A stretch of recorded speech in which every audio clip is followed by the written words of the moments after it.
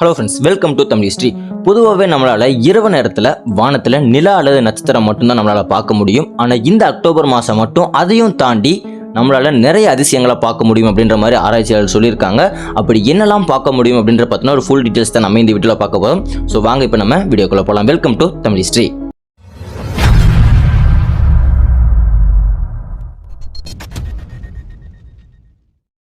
இப்போ நம்ம ஃபர்ஸ்ட்டாக பார்க்க போகிறது அக்டோபர் 1ஆம் தேதி ஃபுல் மூன் தெரியும் அப்படின்ற மாதிரி ஆராய்ச்சியாளர் சொல்லியிருந்திருக்காங்க. நம்ம நார்மலாகவே ஃபுல் மூனை எப்போ பார்ப்போம் அப்படின்னா பௌர்ணமி அன்னைக்கு மட்டும்தான் பார்ப்போம். ஆனால் அக்டோபர் 1ஆம் தேதி பௌர்ணமி கிடையாது. ஆனால் அந்த ஒரு டேட்டில் ஃபுல் மூன் தெரியும் அப்படின்ற மாதிரி ஆராய்ச்சியாளர் சொல்லியிருந்திருக்காங்க. ஆனால் நான் இந்த மாதிரி ஃபுல் மூனை பார்க்க கிடையாது.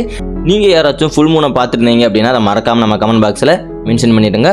அடுத்து செகண்ட் ஈவெண்ட் அக்டோபர் 13. அக்டோபர் 13ஆம் தேதி பார்த்தீங்கன்னா நம்ம பூமிக்கு அண்டை கிரகமான செவ்வாய் கிரகம் நம்ம கண்ணுக்கு தெரிய வரும் அப்படின்ற மாதிரி சொல்லியிருக்காங்க. ஸோ நார்மலாக நம்ம பூமியிலிருந்து பார்த்தா நிலா எப்படி தெரியுமோ அந்த அளவு பெருசாக செவ்வாய் கிரகம் நமக்கு தெரிய வரும் அப்படின்ற மாதிரி சொல்லியிருக்காங்க. ஸோ தெரிய வருதா இல்லையா அப்படின்ற நம்ம வெயிட் பண்ணி பார்க்கலாம். அடுத்ததாக அக்டோபர் 21, 22 இந்த ஒரு டேட்டில் ஓரியனட் விண்கல் மலை அப்படின்னு சொல்லப்படுற விண்கல் மலை பார்த்தீங்கன்னா இரவு நேரத்தில் வானத்தில் தெரியும் அப்படின்னு சொல்லப்படுது. இந்த விண்கல் மலை வருஷத்தில் ஒரு டைம் நிகழ்ந்துட்டு இருக்கும் அப்படின்ற மாதிரி ஆராய்ச்சியாளர் சொல்லியிருக்காங்க. அந்த வகையில் இந்த இயரில் அக்டோபர் 2ஆம் தேதியிலிருந்து நவம்பர் 7ஆம் தேதி வரைக்கும் நார்மலாகவே வானத்தில் இந்த ஒரு நிகழ்வு நடந்துட்டு இருக்கும். ஆனால் அக்டோபர் 21, 22 மட்டும் பார்த்தீங்கன்னா நள்ளிரவுலேருந்து விடியற்காலை அந்த ஒரு டயத்தில் இந்த ஒரு மலை பீக்கில் இருக்கும். அது நம்ம கண்ணுக்கு நல்லாவே தெரிய வரும் அப்படின்ற மாதிரி ஆராய்ச்சியாளர் சொல்லியிருக்காங்க.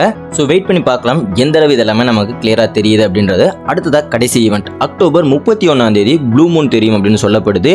ஸோ ஃபர்ஸ்ட் ப்ளூ மூன்னா என்னன்னு நம்ம தெரிஞ்சுக்கலாம். நம்ம மாதத்துக்கு ஒரு டைம் பார்த்தீங்கன்னா ஃபுல் மூனை நம்மளால் கண்ணில் பார்க்க முடியும். அதுதான் நம்ம பௌர்ணமின்னு சொல்லுவோம். இது 12 மாதம் நடக்கும் நம்ம பூமியில். ஏன்னா ஒரு மாதத்துக்கு ஒரு டைம்னா 12 மாதத்துக்கு 12 டைம் நடந்துட்டு இருக்கும். இது ஒரு சுழற்சியாக நடந்துட்டு இருக்கு.